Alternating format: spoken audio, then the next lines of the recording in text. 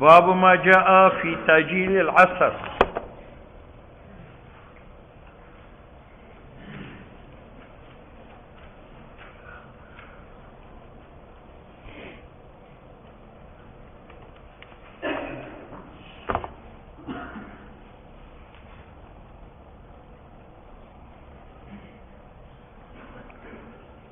اس مسئلہ میں اختلاف ہے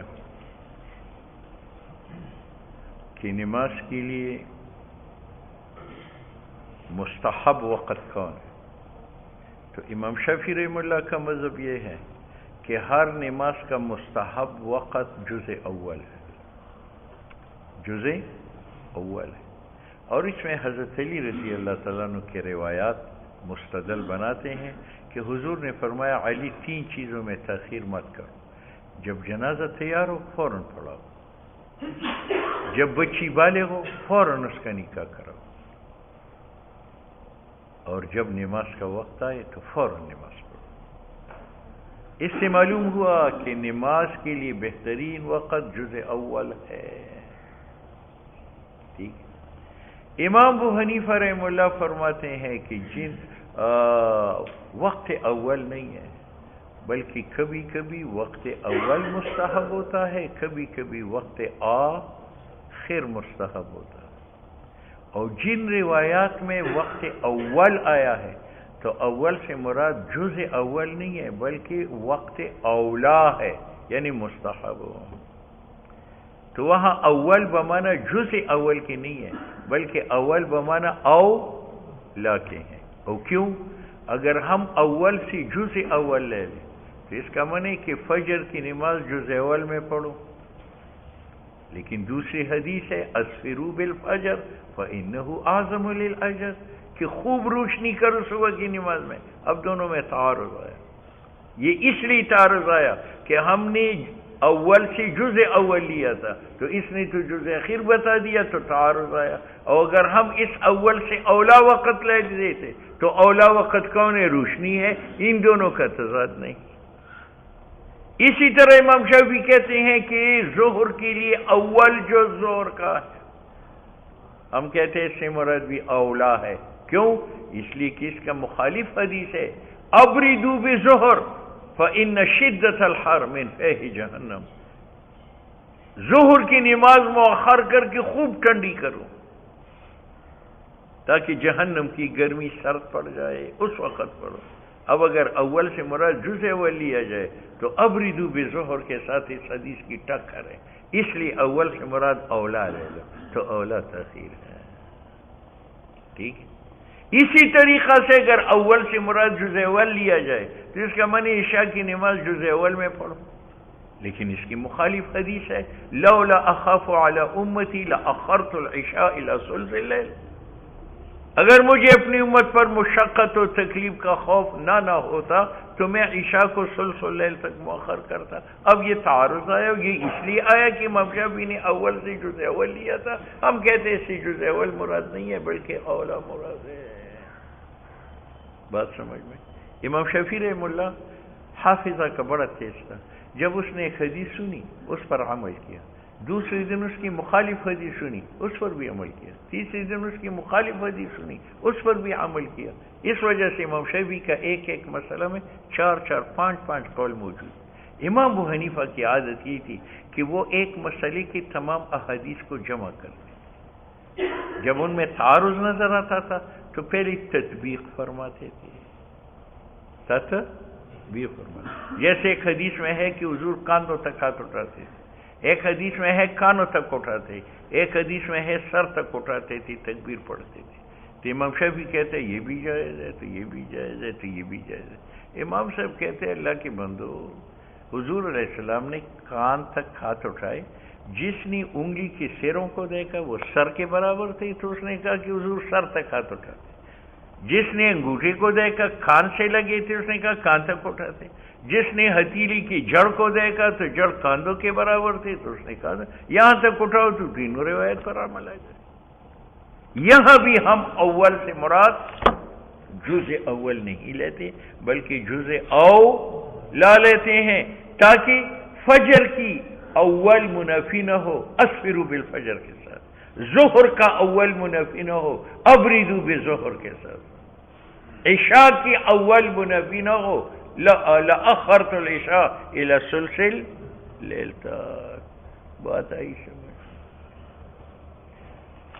عصر کے بارے میں اختلاف گزر چکا تھا کہ امام شافعی رحمہ اللہ کے نزدیک عصر کی ابتدا مثل ثانی سے شروع ہے، مثل ثانی عصر میں داخل ہے، اور امام صاحب کے نزدیک عصر کی ابتدا مثل ثالث سے، مثل ثانی ظہر میں داخل ہے، اور امام مالک کے نزدیک مثل ثالث مشترک ہے ظہر اور عصر کی درمیان. ٹھیک ہے. اب یہاں امام شافعی رحمہ اللہ کی روایت نقل کرتا ہے کہ مثل ثانی میں عصر کی نماز پڑھو. باب ما جاء فی تاجیل العصر. حدثنا قتیبہ قال حدث عن انس وابی اروى وجابر ورافع بن خدیج ويروى عن رافع ايضا عن النبي علیہ السلام فی تاخیر العصر ولا يصح. اچھا درمیان میں رہ گیا. عن عائشہ انہا قالت صلی رسول اللہ صلی اللہ علیہ وسلم العصر، حضور نے عصر کی نماز پڑھائی، والشمس فی حجرتها، اور سورج میرے گھر میں تھا. تو سورج گھر میں تب ہوتا ہے کہ مثل ثانی ہو تو سین کے اندر دھوپ پڑتی ہے، مثل ثالث میں تو سورج نیچے چلا جاتا ہے اور اس کی روشنی چھتوں پر پڑتی ہے. تو یہ حجرے میں روشنی کا پڑ جانا، یہ اس بات کی دلیل ہے. بات سمجھ میں آ گئی. لم یظہر الفے، نہیں نکلتا تھا سایہ من حجرتها. معرف السنن نے لکھا ہے کہ ہم مانتے ہیں کہ حضور علیہ السلام عصر کی نماز پڑھاتے تھے جبکہ سورج کی روشنی عائشہ صدیقہ کے حجرے میں تھی. لیکن عائشہ صدیقہ کا حجرہ کتنی منزلہ تھی؟ 4 منزلہ، 20 منزل، 1 منزل. وہ منزل بھی اتنی پست کہ حسن بصری فرماتے ہیں میری عمر 12 سال تھی جب میں عائشہ صدیقہ کے حجرے میں داخل ہوا تو مجھے سر جھکانا پڑا کیونکہ چھت اتنی نیچی تھی تو دیواریں چھوٹی چھوٹی تھی. تو اتنی دیوار سے اگر سورج وہاں بھی ہو روشنی وہاں پڑ سکتی ہے. آپ یہ بھی ثابت کریں کہ عائشہ صدیقہ کی دیواریں اونچی تھی اور 2 منزلہ مکان تھا. 2 منزلہ مکان میں زور کے وقت روشنی پڑ سکتی ہے، مثل ثالث میں نہیں پڑ سکتی. لیکن وہ تو 2 منزلہ نہیں، 1 منزلہ مکان تھا، اور 1 منزلہ بھی چھت اتنی پست تھی کہ حسن بصری فرماتے 12 سال کے لڑکے کو سر جھکانا پڑتا تھا. ٹھیک ہے یا نہیں ہے؟ اب تو محل نہ ہو تو کام نہیں بنتا. محل سے انسان نہیں بنتا، انسان سے محل بنتا ہے. ٹھیک ہے. اب ایک پنجرہ سونے کا بناؤ لیکن اس میں کھوا ڈالو، کیا فائدہ؟ اس سے بہتر تھا کہ پنجرہ تھنکو کا تھا لیکن اس میں شاہین جمیعۃ علماء اسلام کا ایک مجاہد موجود تھا. ٹھیک ہے نہیں؟ اچھا ہم کہتے ہیں کہ تلوار لکڑی کا، نیام سونے کا بناؤ. اسلام کہتے ہیں یار نیام جو ہے پھٹے پرانے چمڑے کا بناؤ لیکن تلوار وہ بناؤ جو بش کی گردن کو کاٹ سکے. استغفر اللہ. اچھا جی ہم کہتے ہیں یار گھڑا سونے کا ہونا چاہیے، گھڑا کہ لوگ واہ واہ کرے، خواہ اندر پیشاب کیوں بھرا ہوا نہ ہو اندر. اسلام کہتے ہیں کچی مٹی کا گھڑا بناؤ لیکن ابھی زمزم. ٹھیک ہے یا نہیں؟ تو اسلام کہتے ہیں جھونپڑی ہو لیکن اندر خالد ابن ولید بیٹھا ہو، ابو ذر غفاری بیٹھا ہو، ٹھیک ہے، معاذ ابن جبل فقیہ الامت بیٹھا ہو. حضرت عمر حمص کے گورنر ہاؤس میں گئے تو وہ جنگل میں ایک جھونپڑی تھی اور اس میں صرف ایک لکڑی کا پیالہ تھا اور ایک بکرے کا چمڑا تھا. اس نے کہا حضرت یہ میرا دسترخوان بھی ہے، یہ میرا مصلی بھی ہے، یہ میرا بستر بھی، اور یہ پیالہ اس میں دودھ بھی پیتا ہوں گھر میں لے، سالن بھی کھاتا ہوں گھر میں لے، پانی بھی پیتا ہوں. حضرت عمر نے اس کی بھی سر و سامانی کو دیکھ کر رو پڑے. فرمایا کیوں روتے ہو؟ جو سکون مجھے اس جھونپڑی میں ہے وہ خدا کے عرش پر بھی نہیں ملے گا کیونکہ اس میں دین ہے، تقویٰ ہے، خدا خوفی ہے. ٹھیک ہے یا نہیں؟ ہاں غیر مقلد 1 پاؤں نسوار منہ میں ڈالے گا، استرخاء مفاصل کا ہوگا، خدا کی پناہ. اب اس کیا رضائی کے قریب جا رہا ہوں، تو یہ نہ کرو. کہاں سے بات چلی؟ ہاں مکان سے. وفي الباب عن انس وابي اروى وجابر ورافع بن خديج ويروى عن رافع ايضا عن النبي علیہ السلام. او حضور سے تاخیر عصر میں جو روایت منقول ہے وہ صحیح نہیں ہے. قال ابو عیسیٰ حدیث عائشہ حدیث حسن وهو الذي اختاره اهل العلم من اصحاب النبی علیہ السلام. ان میں سے عمر، عبداللہ بن مسعود، عائشہ صدیقہ، انس وغیر واحد من التابعین فی تاجیل عصر وکریہ، اور مکروہ جانا ہے تاخیر عصر کا. اچھا جی، تاخیر ہم بھی کہ وقت اسفرار تک پہنچ جائے تو وہ ممنوع ہے. حدثنا علی بن حجر قال حدثنا اسماعیل بن جعفر عن العلاء بن عبد الرحمن انه دخل على انس بن مالک فی داره. یہ داخل ہوا حضرت انس پر انس کے گھر میں جو بصرہ میں تھا. حین انصرف من الظہر، جب ظہر کی نماز سے فارغ ہوا تھا. ودارہ بجنب المسجد، اور اس کا گھر جو ہے مسجد کے قریب تھا. فقال انس نے کہا قوموا، کھڑے ہو، فصلوا العصر، عصر کی نماز پڑھو.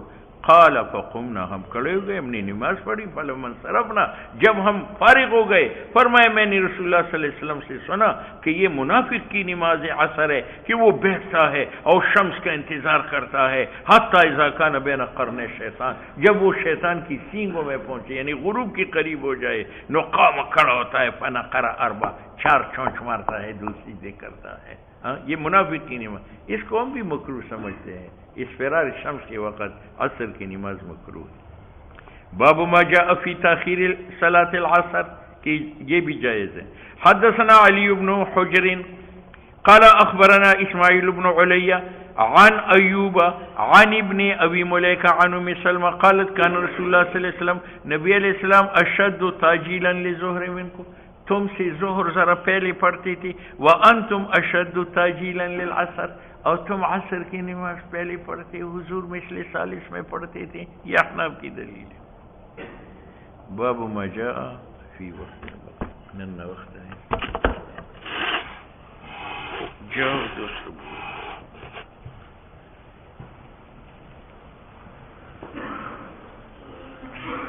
علاقہ مولی داود سو خرد سو پورے سبق ہوئی.